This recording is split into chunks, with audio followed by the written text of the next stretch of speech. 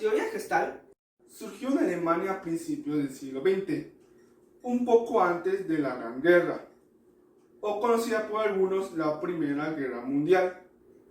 Esta teoría es una de las principales oposiciones contra la teoría del conductismo de Watson, la cual explica que el comportamiento humano es una reacción, estímulo-respuesta a situaciones diversas.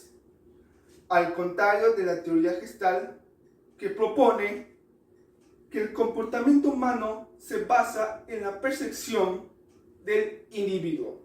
Como cualquier otra teoría que ha surgido a través del tiempo, esta se basó en ideas, pensamientos o personas pasadas, como por ejemplo el filósofo Platón, que decía que el conocimiento científico es a través del alma, o del filósofo Immanuel Kant, que decía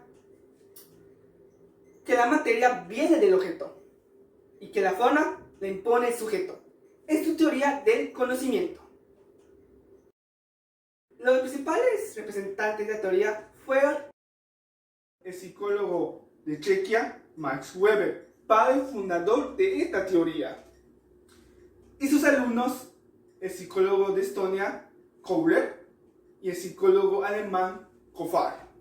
Pero además de ellos, hubieron otras aportaciones importantes de otros profesionales, como por ejemplo el psiquiatra Goldstein, que pudo extrapolar las nociones de la teoría Gestalt para sus terapias.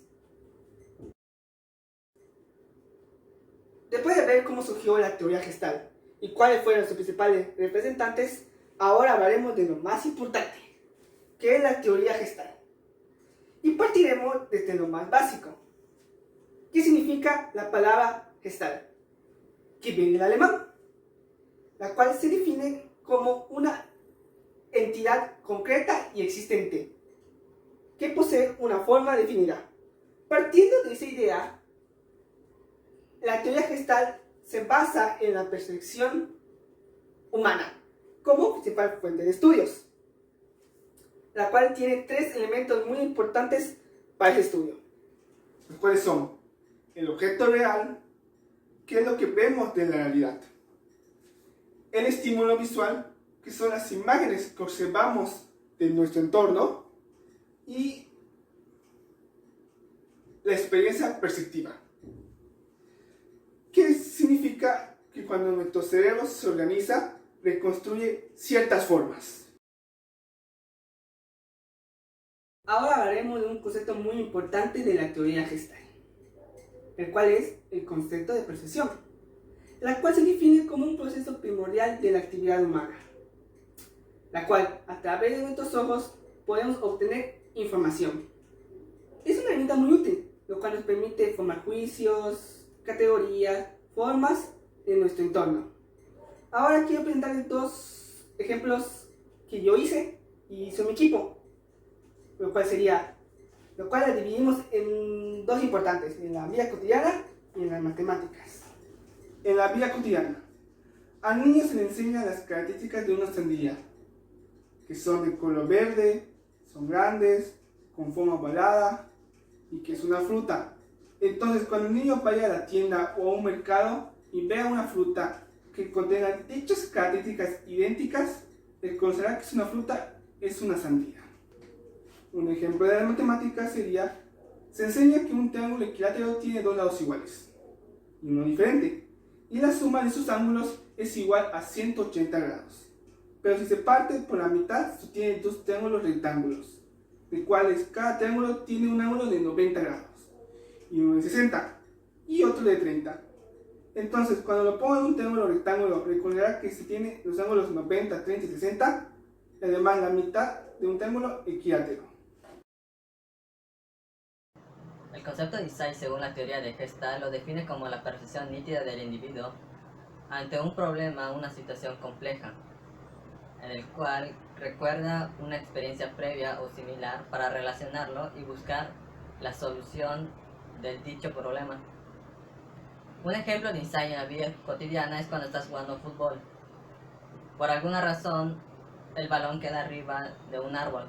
Lo primero que se te ocurre es ¿Cómo puedo bajarlo? Ya sea tirarle una piedra, buscar una rama y picarlo, o simplemente subirte.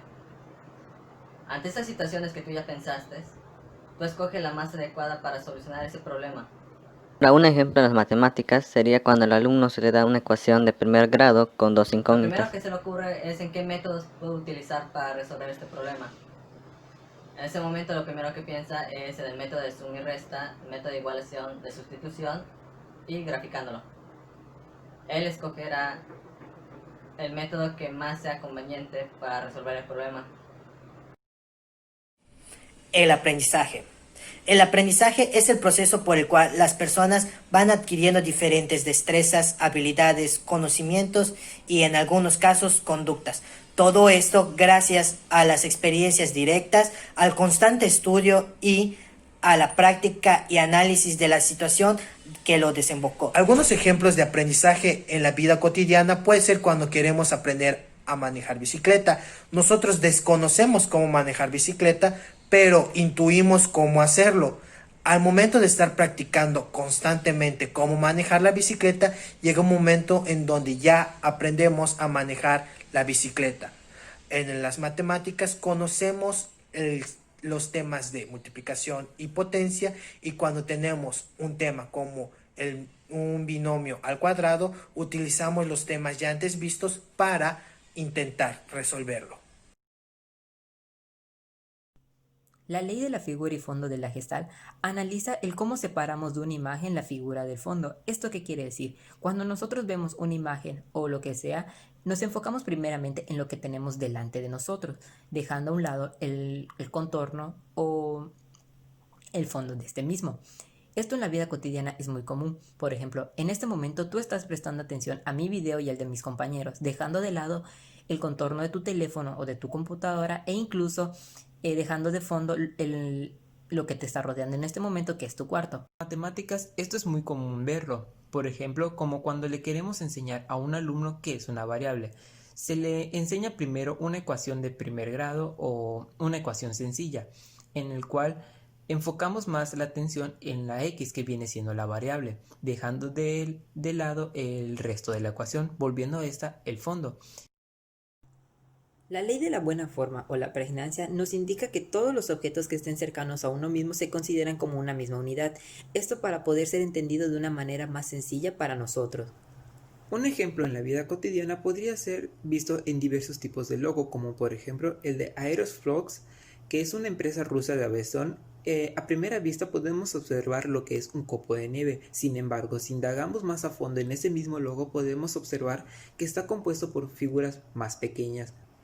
En las matemáticas lo podemos encontrar como por ejemplo cuando nos piden hallar el valor por ejemplo en esta figura, la cual a primera instancia parece ser un simple cuadrado, pero mientras más a fondo lo vemos podemos observar que está compuesta por diversos triángulos e incluso un cuadrado. Ahora les hablaré sobre el concepto de cierre de la organización perceptual. El concepto de cierre lo podríamos definir como la percepción del individuo hacia un objeto de manera limitada, ya que solo vemos la información relevante o necesaria para nosotros, ya que la otra información no relevante y no necesaria se descarta. Dos ejemplos de esto, también divididos en la vida cotidiana y en la matemática, son los siguientes. En las matemáticas lo podemos ver de esta manera.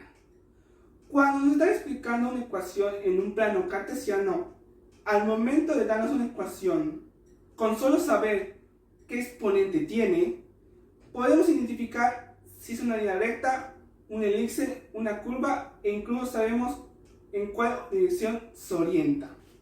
En la vida cotidiana hay muchas formas de verlo, como por ejemplo, se pueden ver logos como la de WWF o de Johnny Walker, que si bien nos muestra figuras, estas están incompletas y nosotros mismos las completamos formando un panda o un hombre de traje. El concepto de la proximidad se define cuando visualizamos o tenemos la percepción de un objeto, sus elementos cercanos, antes de los elementos lejanos. Es decir, es la primera idea que tenemos de un objeto antes de analizarlo más a fondo. Dos ejemplos muy importantes de la proximidad, el cual también está dividido en vida cotidiana y en las matemáticas, serían los siguientes. En las matemáticas tendré a agrupar cosas por medio de características, las cuales podemos encontrar fácilmente en los números y su pertenencia. Y en la vida cotidiana lo podemos ver cuando salimos a comprar algo en alguna tienda o máquina expendedora, pues en ella podemos encontrar todo tipo de artículos, los cuales están a su vez separados en grupos más pequeños. El principio de semejanza, según Gestalt, nuestra mente agrupa los elementos semejantes como un todo. Esto bien lo podemos encontrar en la vida cotidiana, en el área de carnes en un supermercado. Eso es a pesar de que todas sean carnes, si nosotros nos fijamos bien, estas se encuentran separadas por la carne de cerdo, de res y de pollo. Ya en las matemáticas se puede encontrar en cualquier suma, resta, multiplicación y división de polinomios, en la cual después de operar la expresión se toma como una totalidad. Principio de continuidad. Establece que cuando los elementos presentan algún patrón, estos se tienden a percibir continuos, aun cuando estos sean interrumpidos. Un ejemplo de esto en la vida cotidiana es cuando nos tomamos fotografías en modo ráfaga. Podemos ver que los elementos, en este caso las imágenes, están estáticas, pero si las pasamos seguidas podemos ver que estas siguen un patrón y siguen una misma dirección. Ahora, un ejemplo en las matemáticas podrían ser las sucesiones aritméticas y geométricas, que estas siguen un patrón de crecimiento o decrecimiento. Principio de dirección común. Este dice que cuando los elementos van a una misma dirección, estos forman una imagen. Un ejemplo de esto en la vida cotidiana es cuando se nos cae una migaja de comida al suelo o al piso y en un momento después vemos unas pequeñas líneas saliendo de esta. Si nos fijamos detenidamente podemos observar que no es una línea como tal, sino que son cientos de hormigas caminando hacia una misma dirección a una misma velocidad. Un ejemplo de esto en la vida en las matemáticas es cuando tenemos o realizamos ejercicios exponenciales y estos pueden ser representados por una gráfica, que sería una curva o una línea. El principio de simetría. El principio de simetría propone que las imágenes simétricas son iguales, es decir, son un único elemento a la distancia.